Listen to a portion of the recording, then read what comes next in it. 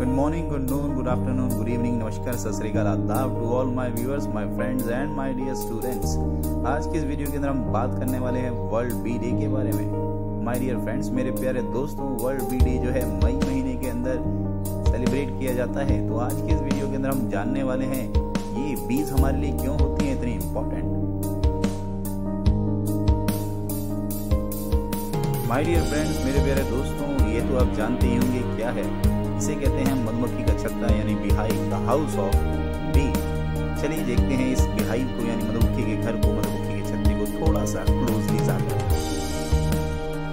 दोस्तों, जैसा कि आप देख पा रहे हैं, यहाँ पर मधुमक्खियों ने अपने घर को बना रखा है। बट इस अरेंजमेंट को आप देखेंगे थोड़ा सा क्लोजली तो आपको ये समझ में आएगा कि ये जो आपके पास शेप है ये है hexagonal, means here 6 edges are there in these cells or in these compartments that you can see over here।